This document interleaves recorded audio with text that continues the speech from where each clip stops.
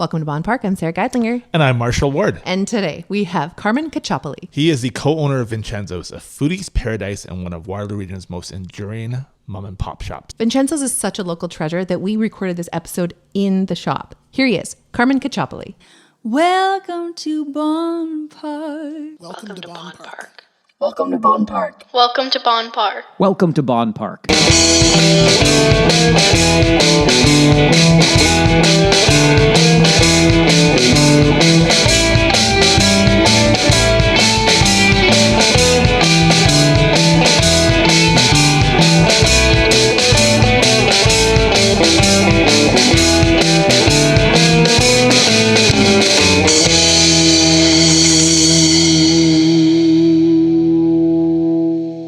Do you enjoy Bonn Park podcast? If so, we would really appreciate it if you Leave a review, like, rate, subscribe, but most importantly, share directly from the platforms. with your family and friends. That's the best way to get the word out to everybody, and more people will get to see our show that way. So click those like buttons and share our show. Thank you. Thanks. On with the show. This is it.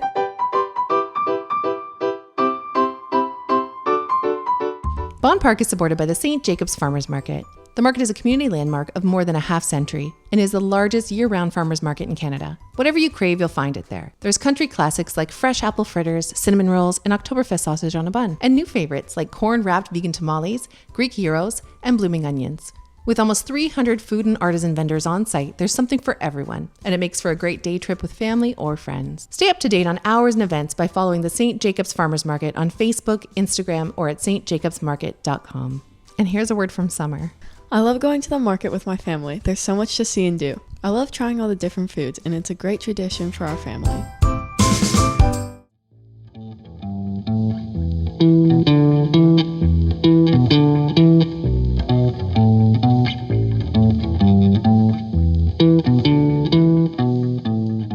Okay. Carmen, why don't you tell us about your last name? Well, there's a bit of a story to that. Properly in Italian, it would be Caccioppoli, like Monopoly. But the story I've heard from my brothers and sisters as they started going to school, that I think my sister Lucy or one of my older sisters, one of her teachers just said Caccioppoli, and it became that for many, many years. My parents would still say Caccioppoli, but for many, many years we were always Caccioppoli, and I think even as my sister Lucy, who became a school teacher here, went as Caccioppoli. So it's sort of interesting how sort of that becomes, your name when, anybody who's Italian would pronounce it as Caccioppoli. Well, welcome to Bonn Park, Carmine Caccioppoli. Caccioppoli. Think of Monopoly. Monopoly. Caccioppoli. Caccioppoli. Yeah, welcome to Bonn Not Park. There we go. Caccioppoli. Caccioppoli. Yeah. All right, that's it. We can pack up now. Yeah. Yeah. We did. Well, and then that's only my last name. Then there's the first name. Okay, that tell you us have to about deal your with. first Well, name. it's spelt. It's pronounced. I've always pronounced it as Carmen, and even my older cousin who's still here, who lives in Canada, also goes as Carmen, but it's spelt like Carmine. Mm-hmm. So I always get sales reps who come in and say, "Oh, I thought you were a woman." I said, "Oh, well, I guess Sorry you're to wrong. disappoint Sorry you." to disappoint you." But properly in Italian again, it would be Carmine. Mm-hmm. So you get sort of that whole thing. So, I think it's one of the reasons why I'm not a person that remembers names very well, because my name gets butchered constantly. Mm-hmm. So I put little emphasis on names, quite honestly. So, sorry, what was your name again? Marshall and Sara. Oh, Marshall. There you go. Marshall All and Sara. There you go. How would your parents pronounce your first and last name? If they It would be Carmine Caccioppoli. That's beautiful. Yeah, it sort of has a little bit of ring to it. It does. Yeah. I think It does. Vincenzo's is a beautiful name. Yeah. For an old market store. And you know what? It's funny because the store's name, when it was at on Bridgeport originally, was Italian Canadian Foods. And why was it that? It's because we needed a name. And what did we sell? Italian and Canadian foods. So it sort of grew from that. And as part of sort of the history of the store, the Vincenzo's name started to be used as we started to produce some fresh pastas and that. And we had a different name at first, and then. My dad always introduced himself to, parents on my hockey teams or stuff like that as Vince. But, Vincenzo just had a much nicer sort of ring to it and sound. So we changed the pasta name to that. And then when we moved over to Belmont, that's when we really introduced the name Vincenzo to the store name. Where was the original store on Bridgeport? What part? So 25 Bridgeport Road, which is if you're coming up Bridgeport Road, as you pass the, what was way back then, the Towers Plaza, but now is where Walmart is.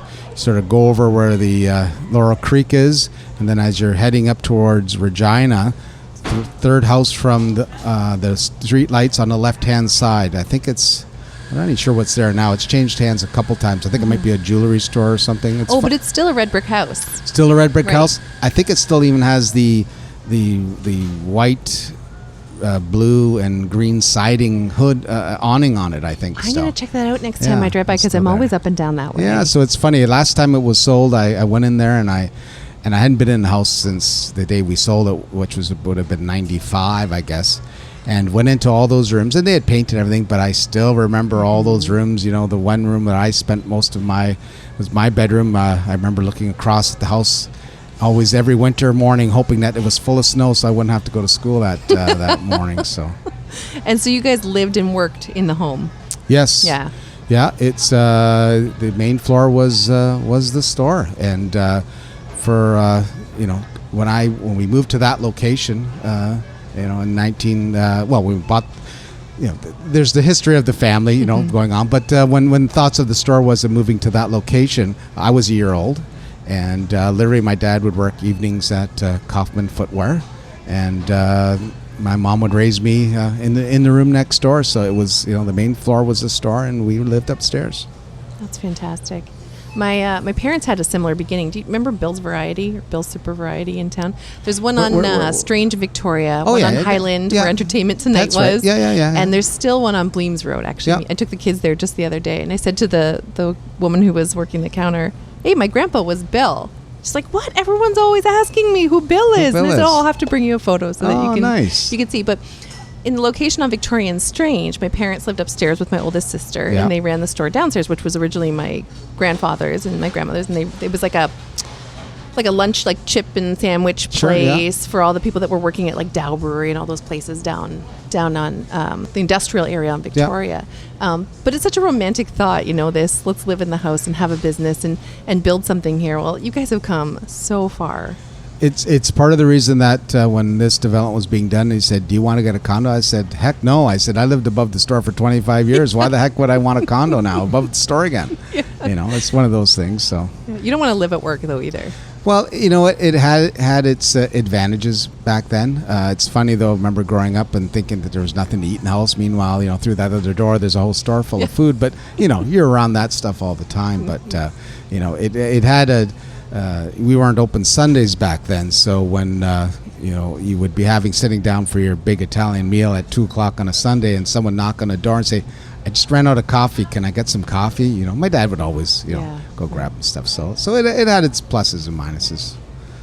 So did that business grow quickly? For me, my earliest memory is when it was in Belmont Village, and I remember coming in and the hot food counter was packed. Yep. You couldn't tell where the lineup was, I right? could smell the onion soup. Yeah, and it was bustling. Everybody that behind the counter was working hard, like they do today when it's busy. But I mean, You'd have to shimmy through the aisles. did Vincenzo somehow just hit a stride really fast and outgrew your home, and then had to move to Belmont Village? Well, the earliest history was it was a corner variety store, so we had cigarettes and all your basic stuff in there. But back then, talking about late 60s, early 70s, 67 the store opened. It served as much of just a very local option for a variety store. But also, there was an opportunity to sell to some of the Italian community. Not a lot of places to go, and in Waterloo at that point. There were some other stores that sort of came and went over time that were in Kitchener, but not in this end of town. And I think part of the reasons why our store sort of grew was obviously the initial sort of customer base, the ethnic customers that come in, but we were the sort of the ethnic store in Waterloo. So anybody of any Mediterranean sort of background, they started coming to our store. And to this day, when people will even come here from Toronto and they come into our store now, they look at that sort of the product mix, and they're sort of quite surprised, because in Waterloo back then, being the ethnic store, we had Italian products, but we also had Greek products and Spanish products and Middle Eastern products. And as different waves of immigration came through, or different waves of university students came through, my dad would always be flexible and bring in other products. This is a store that, in 1976, my dad would go to Toronto to buy pita bread, and we'd bring 100 loaves of pita bread. This is in the mid-70s, because there was a lot of Middle Eastern and immigration from Cyprus and the different, parts of Greece and that type of stuff. And, where would you find pita bread back then? Now you can find pita bread in Shortstop. I mean, it's changed a lot in that time. So I think it's because of that, we had that sort of unique blend that you wouldn't normally see in stores in Toronto, because they would have neighborhoods for that. You would have the area of Toronto where the Italians were, or the Greeks, or that type of stuff, and so you wouldn't necessarily get that cultural mix, and that what sort of made our store unique. And as we started getting out of the 70s, which is sort of the, whether the term is correct or not, the ethnic sort of time when that was our main customer base, I think the next wave that started in the 80s started getting the influence as, the universities started to attract people from other areas of the world to become professors. They would start coming into the store. You would start getting, as the baby boomers, were coming along and they were getting their houses, they wanted to entertain. So then, the non-ethnic people would start coming into our store, because we had, very unique things like olives, and, you could get prosciutto, and there would be cheese in there that didn't come in plastic slices or in a jar, that type of stuff. And so it sort of just evolved from that. And, I really sort of say the store hit its stride sort of around the same time that my brother and I got involved in the store, which would have been, by accident, quite honestly, about 82, 83. And that's when he started getting, the travel was starting to really become a thing. The gourmet wasn't the galloping gourmet anymore. You started getting, chefs becoming more prominent, more magazines put out that were putting in recipes that weren't sort of traditional, sort of, stale recipes type of thing. They had started getting a little bit of that Italian and Mediterranean influence, and I think diets started changing. I think that started to become a thing, as the baby boomers started to realize that they needed to eat better and eat more quality foods. I think the Mediterranean diet started to come into place, so it sort of grew onto that. And Tony and I sort of came in at the right time, quite honestly, by accident. I didn't have any necessarily dreams to take over the store when I was a young kid, just sort of coming into the store when I had nothing to do and grab a snack and maybe organize a few shelves. But it sort of can go back to a summer where Tony was in college, and my parents hadn't been in Italy for a while, and he said, well, I'll watch the store for a while. And so he started working in the store, and it sort of went from there. He got an interest. Could see that he was capable. And and he started getting an interest, and it was easier for a lot of people to communicate to him, asking for really unique things like, can you get French cheese? And Tony took it upon himself to start sourcing out other suppliers. If there was one sort of specific moment, I would say when we bought our first pasta machine. There's actually an article from the Record from, I think, 1983 of my mom with the pasta machine. Sort of got that in by accident, because we were going to Toronto to bring in fresh pasta from other places. It started becoming a bit of a trendy thing, fresh pasta. And my dad said, well, why don't we buy a machine? And I can remember I'm saying, we're not buying a machine. I'm not making pasta for the whole city, And but from that moment, we started making fresh pasta, and then that led into restaurants wanting us to get into it. Probably one of the biggest moments. There used to be a couple stores in town called Tony's Pizza. There was one located up on King Street, right across near where Mr. Sub was, across the street. So he was in that one night place. I think it was an Indian restaurant for a few years, and now I think it's some New Orleans pub or something like that.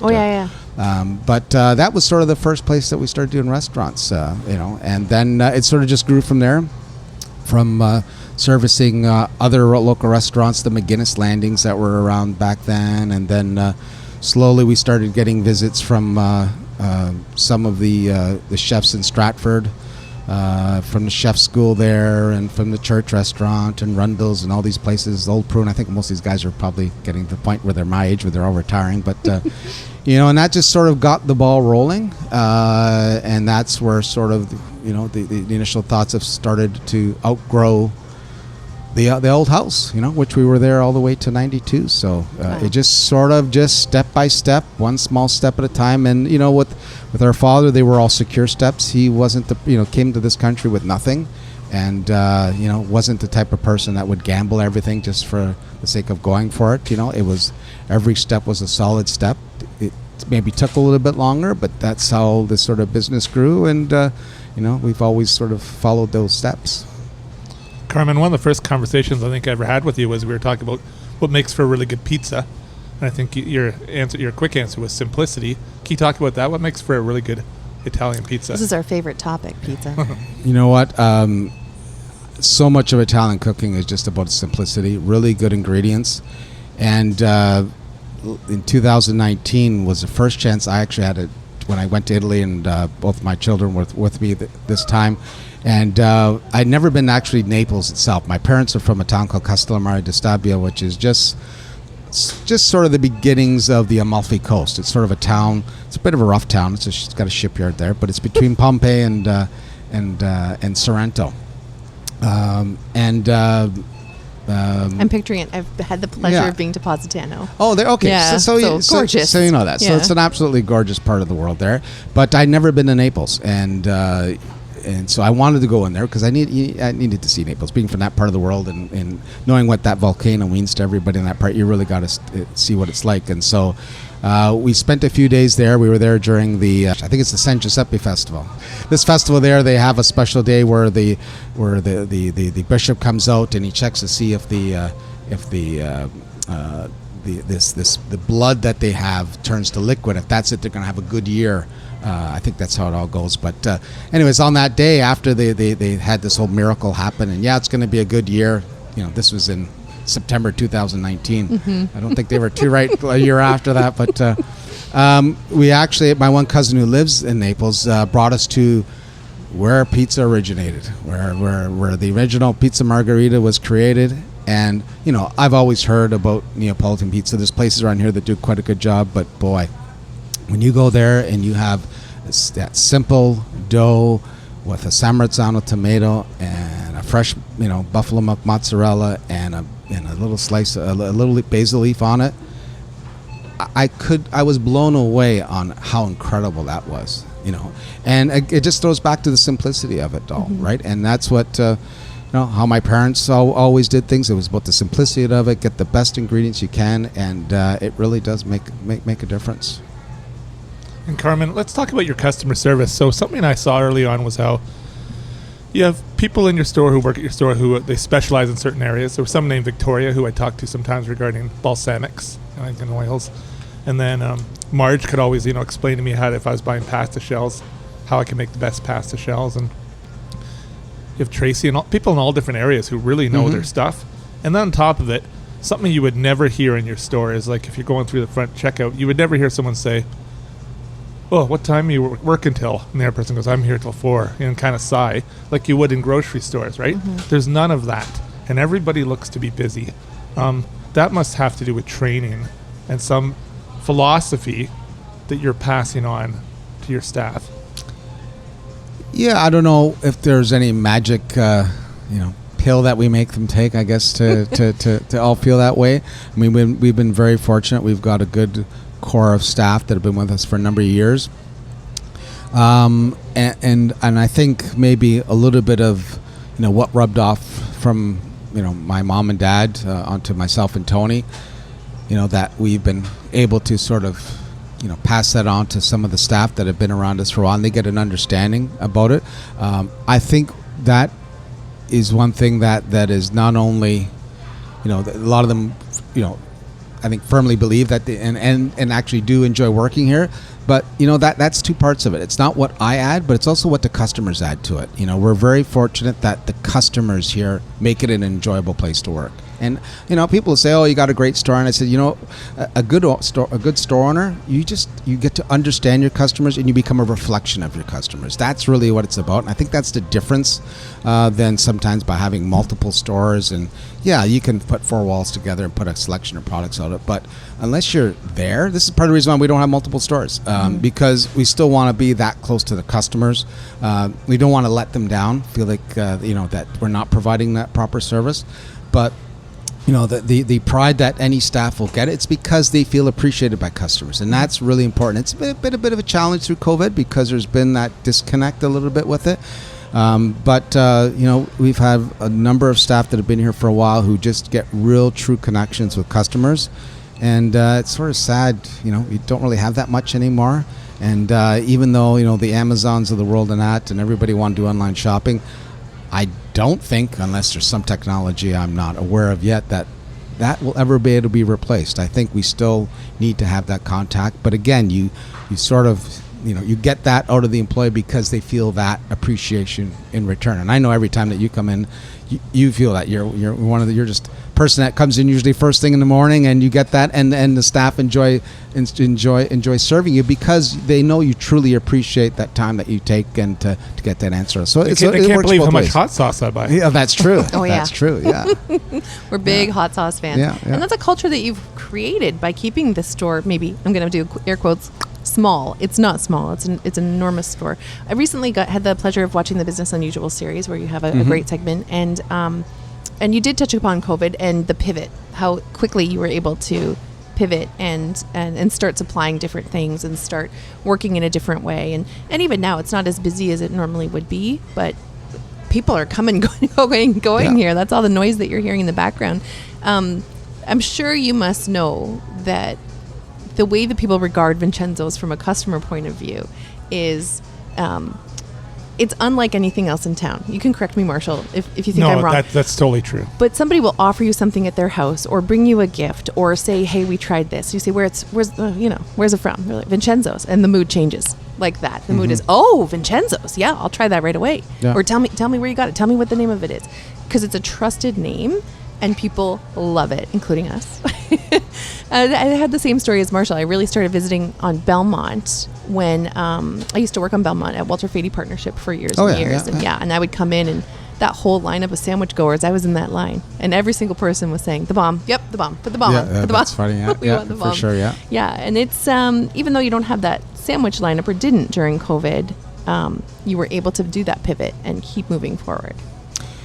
Yeah, I mean, COVID was, we're still... Yeah, everyone likes part to of it pretend right it's now. over. It's not over yet, but No. It was definitely something that going to that was very difficult. And a lot of it just because you threw everything out the window that we were tuned into. The store was meant to be a highly service oriented volume store, get people in, move them in, and get them out. And from the Bridgeport days, it was always a crowded store. Now, how do you not make it that crowded anymore and do what you do? And so there is still some things that we haven't been able to return just because of still trying to provide some sort of space. It's becoming a little less about that now as things are loosening up. Now it's a matter of just having enough staff to return to levels of service that we really want to provide.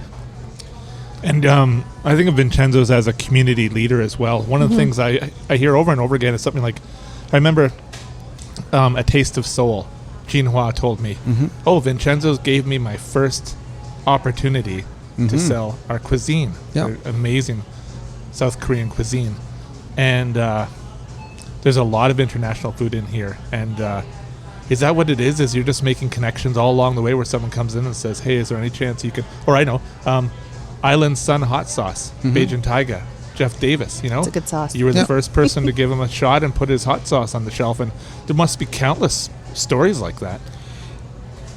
Yeah, there is, and I think it's one thing that we've always tried to be open to local businesses partnering with us. It allows us to be, being that flexible, to differentiate ourselves from the chains. It's funny, the big stores, keep getting bigger, but they still want to pretend they're small stores. They still want to try to find these little unique things, but they can't. So, they come in and they'll sort of see the type of products we sell and try to offer them. And for us, just having that flexibility of being here and getting to meet small businesses as they're starting up and giving them more opportunity. That's what we try to do, and we're constantly looking to try to offer that option. And with Saigon Soul, I mean that was a prime one that she sort of came and took over from someone else, that we started doing pop-ups, and that's where sort of our pop-ups that we used to have here prior to COVID sort of started up. Was our regular customers would come in and they got to know all our products and sandwiches and the pastas and all that type of stuff to do, but we can't do everything. We're not going to pretend that we can cook South Korean foods. So we had a demo area that was sort of not being used much during the week, just primarily on weekends, and we started up one time by doing a pasta station. And then we opened it up to a VJ's who does some Indian food, and then we had Kevin at Big Jerk, back then was Rainbow, doing Caribbean foods. And so it just sort of gave us an opportunity to offer more variety and give some smaller businesses some exposure. And we still try to do that, from La Casbah, who does some of the Middle Eastern foods and stuff like that. So we've always tried to partner with local businesses to give them some extra exposure here. And for us, it just allows us to be sort of a it's starting to get used more, but a bit of a food hall type of thing, which is sort of an opportunity where where you can get some different options from local places, sort of all under one house, and that's what we've always tried to do.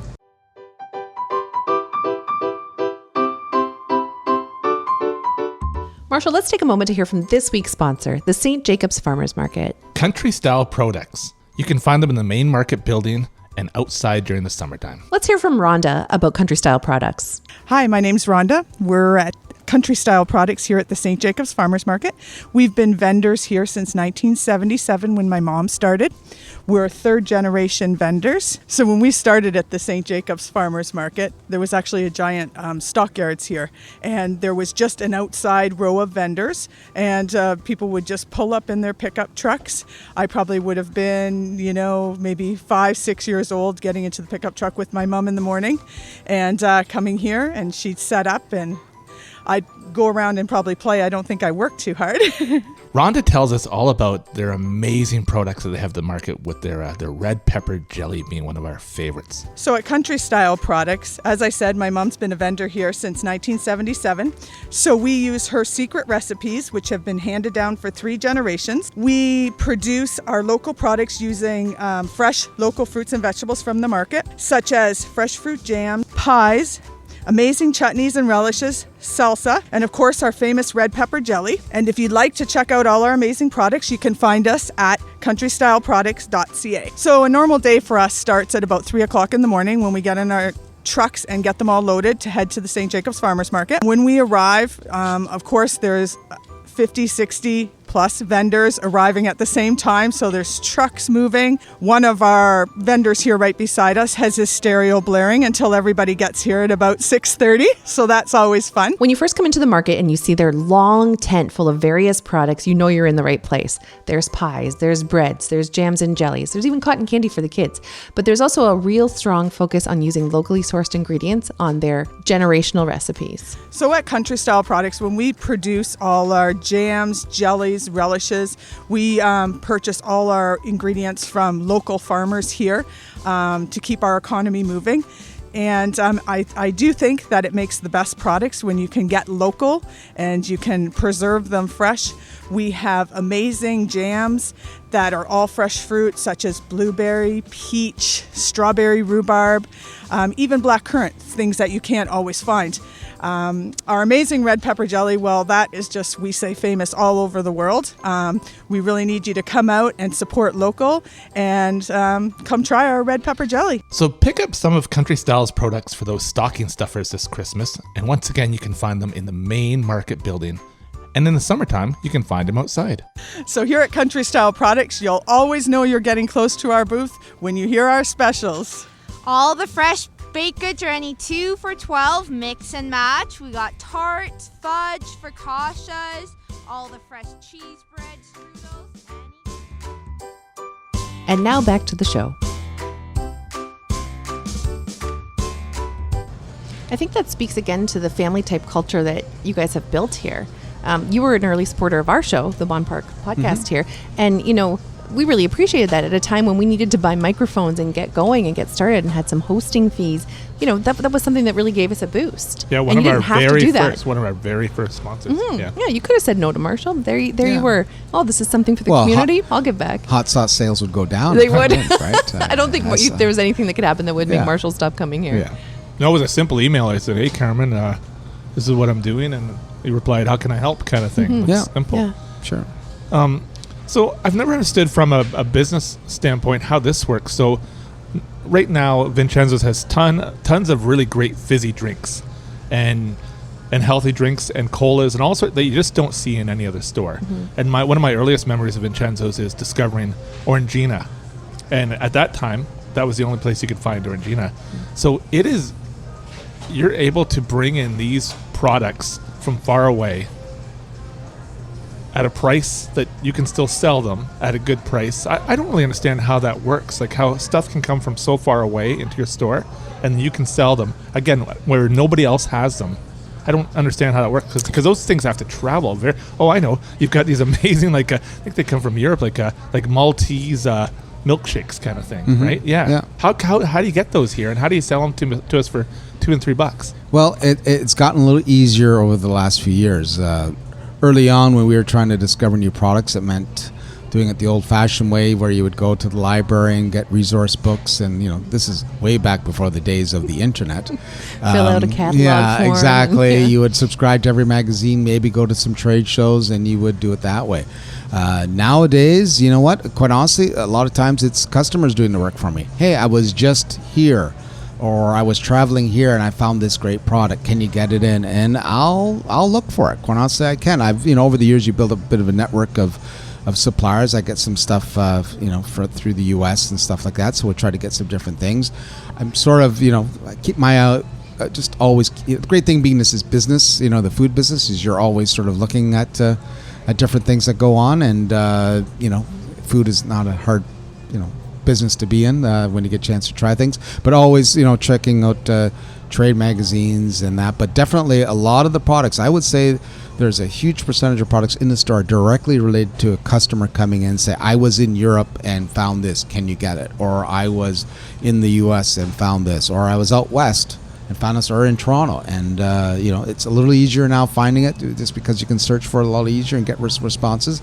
But I'm always open to try some different things. And sometimes my brother Tony says, another type of drink? And I said, well, someone asked for it, we can bring it in. And I've always tried to have that connection to customers, to try to have that openness to try to bring in some products. So. And they're not going to forget that. And that's part of what makes the Vincenzo's name so magical. Well, it's one of the earliest discussions I can remember having with Tony, as he's 6 years older than I am, so he was finishing college and I was just finishing high school. But as we started taking over the business for our parents, it says we want to be that place where if someone's looking for a unique ingredient, they're going to call here first.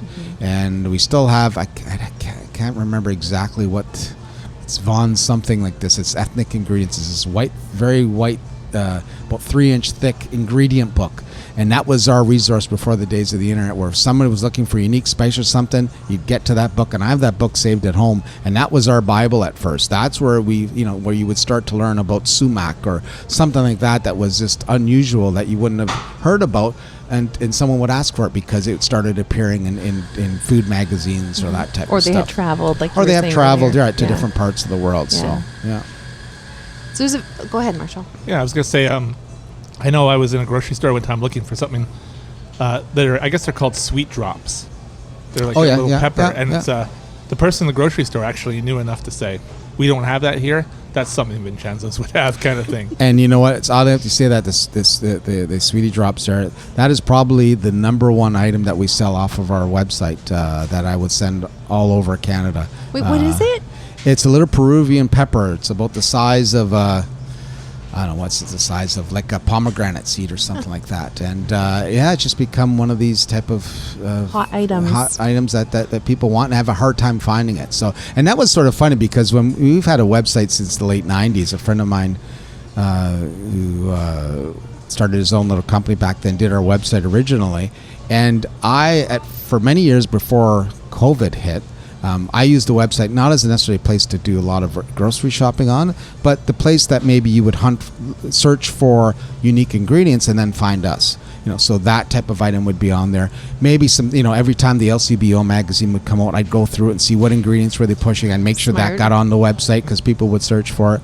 And that was one of the shocks when COVID hit. It's like, boom, everybody all of a sudden started shopping our website. And all of a sudden I got my oldest daughter to start saying, you got to get more stuff on the website because there was so much basic stuff that was missing from the site. There still is a lot. When we have 25,000 items on the shelves here and only got 4,000 or 5,000 on the website, it's a big gap of products on there. But and you would often see that. I know what people would go to the grocery stores looking for unique things, and it's part of the reason why, quite honestly, we don't do a lot of advertising because we let sort of our customers do advertising, and it's working. and you know what, I sort of feel when it comes to advertising, the traditional ones, which would sort of be the print and that type of stuff, and we do a little bit of it, but not really too much. That kind of it's a little more unique, and prior to the days of that Facebook name. If someone recommended something to you, you would, odds are pretty good you're going to try it. Hey, you got to try this, this artichoke caponata I got at Vincenzo's, or next time you go have a sandwich, try the bomb on it. And you would because someone you trusted told you to try it. Mm-hmm. And so we've always figured, let's get these products out there, offer them at a fair price. And you were mentioning earlier about the fair price. That's something my dad always did, sometimes to the point where we got, Dad, you got to make more money off this because by the time you think all the times we handle this stuff, you do it. But for us, a lot of those things were the advertising where you got a chance to get it into someone's shopping bag and keep it reasonable price and do some volumes on it, but get a chance to help advertise it. Especially when people would have get-togethers, and they would bring out something, and the question would be, oh, where did you get this? And then that whole discussion would start about here. So we're very fortunate that way, but it's been a long time growing that business. It's the 54 year overnight success story, right? Yeah. Our family has like a happy food dance we do when we're enjoying Vincenzo's items, or when it's announced when we have a gathering. There's like a little bit of have you ever done a happy food dance? Oh yeah, that's good. For sure. I'm doing it right now. Sorry, listeners. Mm-hmm. Or my family knows, like, if I make a meal using Vincenzo's ravioli or something, they're like, wow, this is really good quality ravioli. And it comes down to the fact that you're using really good quality ingredients, right? And that simplicity again, I think. Yeah. Mm-hmm. When I was at Sarah's house the other night, I was talking to her family about how, two thoughts. One is, I truly believe if you were to travel across Canada, you wouldn't find another store like Vincenzo's. In fact, I've seen stores try what Vincenzo's has been doing over the years, and the second I walk in, it's like, oh, nice. I think to myself, nice try. You know what I mean? Like, no, this isn't at all going to work the way Vincenzo's works. And then the second thing is, I think the store is somewhat of a masterpiece in the way that every single square inch of it has been considered. Like, every part has something meaningful, whether it's visual or, Coddle's Catch has its place in here. I guess that's an independent business running within a business, but just every square inch of it and where you put things and how things are merchandised, it's a giant work of art. And either you and Tony figured out how to do that along the way, or you had a lot of help. And maybe a Picasso. Sometimes it's sometimes still strange, and it just becomes out of need, to put things in. If you ever been to New York City and you go, there's a lot of great food stores there, and and Tony and I would go there, and I always like going to New York because you get to sort of, get to go. I would go into stores and you get to see where products are, as opposed to trade shows where it's like, you spend hours and hours looking at 8,500 different types of salsa and that type of stuff, and so you get to see what people are actually buying. But when we've traveled there, they have a whole variety of stores, everything from nice whole food stores to independent grocery stores there. But there's always one type of store that we come back to. What do we want to be? There's a store there called Zabar's, which has been there for 75 years. It's up on the upper west side of New York City, and there are some stores in New York City that are like museums. and then there's Zabar's. And we say to her, and Zabar's you go into, it's jam-packed, it's as chaotic as it's here. Things are put somewhere not because of some grand master plan of merchandising, it's because it fits there. And we've always said, but real people shop in there. Real people that go in there and get their salmon or get their beans or get their stuff. And we've always felt that's the kind of store. It's who we are also as just people. We don't you don't want to. When we came to this location and it was a bit of a delay, and the designers, all they knew from about us, because we had to get someone to do it out of Toronto. Well, they're the Pusataris of Waterloo, and that's fine. That's a great store there. I've got nothing against that type of store, but we're a different type of store. And so when the initial plans had in our cafe that we were going to have $30,000 worth of chandeliers, we said, no. I said, here's some light fixtures, some light bulbs. We're going to put a subway tile on the wall, get rid of about $100,000 worth of extra lighting, and this is it, because the star is not the walls, it's not the lights, it's the product, right? You go into a nice restaurant to get a meal, you're not, the food's not competing with the design on the plate. It's a white plate for a reason. The product's the hero, and that's what it's always meant to be within our store. It's always about the products, and put it out there. And we've always just tried to offer things at a reasonable price too, even though some people say, oh, it's expensive. I can always tell people don't shop in here too often. They realize that we do have value in our store, and yes, you can buy €100 balsamic vinegar for $700 if you want, but the balsamic vinegars that we do sell on our shelves are always going to be very competitively priced to places that you don't have to pay to go into. I won't name the name of those type of places, but when you have to pay to go into a store, there's maybe a reason why that you're buying an 8-year supply of that product is cheaper.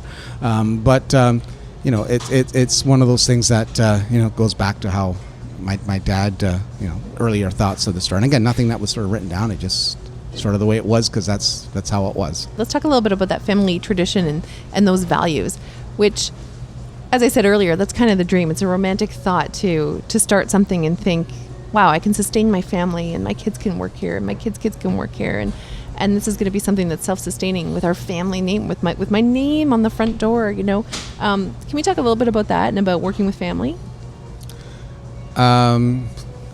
Wait, what's that smirk? Well, it's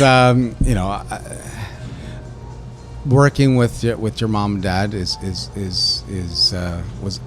looking back on that, it's always a time that I'm very thankful that I had, and I always appreciated sort of the values that were instilled into myself. Tony can speak for himself. I think he's very much the same way, but we're two different type of people. I'm more emotional than he is on these things, but I've always felt lucky that, and I feel great pride when customers that knew my dad especially often will say, he'd be proud of you guys and stuff like that. So that always means a lot. Nowadays, that means for myself, I have my 2 daughters working here. Cassandra, was born about 10 months after my dad passed away. Her real first name is Vincenzo, but so she's been one of these COVID bride things. She's had that put off now for a couple of years, so hopefully next Labor Day weekend she'll finally get herself married for her wedding that she's always dreamed of. And my other daughter Victoria, who's become sort of the spitting image of my mom, and brings that in, and it's great having them work with me. They work directly with me. It's also challenging that they work with me.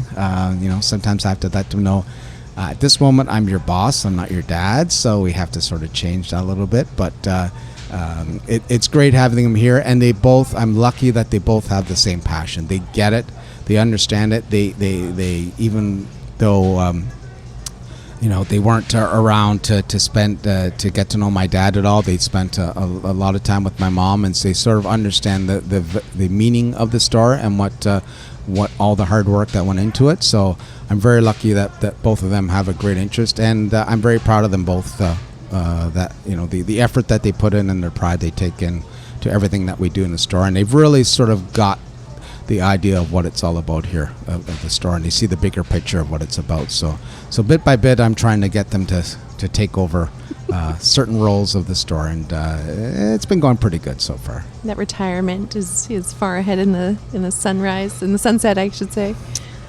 Yeah, I guess so. It's one of those things, and it's odd enough that you say that, and you meant going back to some of the staff that you mentioned, Marshall, about some of the staff that you come into.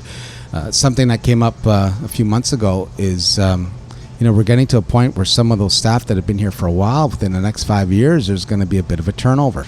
A lot of the staff that have been with us for 10, 15 years, you mentioned Marjorie, she's 72, she still wanted to work till she was 75, and I said, well, Marge, as long as you want to come into work, there's always work here for you. And so she's not going to be returning, and we're getting to that point where there's probably going to be a little bit of a turnover on that, and it's going to be sad. So the challenges now are now just to try to find more, and hopefully again, like with the leadership of my children and Tony's children, a little bit younger, so we're not really too sure where they want to go. But I when I was younger, my mom wanted me to work in the store, and I didn't want to. And but there was a time that I did start working in the store, and I think that's part of the reason why I don't have resentment working in the store. I wasn't forced to work in. I started working when I was ready to work in the store, and it's still why I enjoy coming to work every day. I mean, every day has its challenges, and we've had periods of times which are more challenging than others. And I did the same thing with both my children. They love doing dance. They both did constantly they were doing dance. So when they were younger, the oldest one, Cassandra, even spent some time in LA and did some stuff with Janet Jackson and that type of stuff. So that was all great. But that was sort of all building blocks to bring them to where they are as individuals now. And, again, there's no resentment to work in the store. They both enjoy it. And, hopefully that shows when customers are also dealing with them. I had one more question, but I wanted to say for our listeners that the whole time we've been here, there's a window beside us at Vincenzo's. I don't know if Carmen and Sarah have seen it, but so many people have been looking in, like thinking, oh, what are they doing? There's something happening in there. See Carmen with a headset on. I can't imagine what Christmas at Vincenzo's is like. So we're just around the corner now. It must be dizzying to run a store like Vincenzo's. I know what it's like as a shopper. It's magical. So what in the world does that feel like when you, I guess on Christmas Eve, close the store up and you go home? And is there this incredible feeling of accomplishment, or does it never end for you? Growing up when the store was in our house, and when I was 18, my dad was 65, so just sort of think of sort of that timeline. So being 10 years old and my dad being actually the same age I am now, and my dad's birthday is Christmas Eve, and my mom's is Christmas Day. Oh. And so we would, as my older brother Bert got married, we started celebrating Christmas presents would be Christmas Eve because he had his wife's family to go to. I could never understand why my dad was always sleeping. He always was sleeping while we were opening up presents. And I realized as you get older, he was exhausted, He had that store to take care of. He did all the work, and it was busy then, and I sort of get to know how that feels like. So I'm always a bit of a zombie Christmas Eve. My wife would sort of complain and said, come on, help me out with this and stuff like that. And you want to because you don't want to, it's Christmas, right? You want to make sure that's a part of family, but it is one of those times when it's Tony and I will alternate each year who does sort of the final sort of lockup at the day, and it's sort of just a moment where you just take a deep breath and a sigh. And again, it's a special time just because it is it's the parents' birthdays also, so you sort of get that moment where you're sort of thankful, glad that you had another good year, and in a week and a half from now, when you finally get rid of all the panettone mid-January, you're sort of happy, okay, now it's the refresh time. Let's start working our way again, back around the horn to start it all over again. It's hard to believe now I'm 55, so that means Tony and I are approaching another couple years, 40 years we've been doing this, so 40 years, I can't believe that. But it's been a bit of a go for the years, that's for sure. When I see how the world is changing, and I look around and you see the type of developments that are going on in this community, the one thing I see is there isn't very many of us anymore. The independent store that's a family business, the history of this area, and any city is going to have where they had the family furniture store or the family grocery store. There's not a lot of us left anymore. So we're always very thankful that through these times we've continued to thrive, and we're very thankful of that. There's all sorts of challenges, but we all face it, and we're just always thankful that we get the support. And we always also know not to take advantage of that support, that we realize that has to be earned, that we get to support. And, I think that goes back to the basics of what my parents sort of instilled in us, that we appreciate every customer. And yeah, it meant sometimes opening up Sunday dinner to let someone get their coffee, and some of the staff get frustrated with me why sometimes, even though we say we close at 3:00 on Christmas Eve, there's a reason why we still stay open to 3:30 to get that person at last minute who's 5 minutes late, that you still want to let them in. And it's one of those things that it's appreciated that they serve us, and hopefully when people appreciate us, it's like I said from the beginning, it's a mirror. It works both ways, and we've always appreciated that, and are thankful that we've had that support.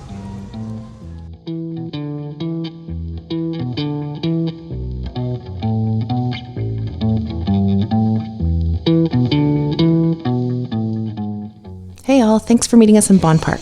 Please like, rate, and subscribe to our podcast on the platform that you're listening to. And follow us on Instagram and Twitter at Bonn Park Podcast. Original music by Alan Lung.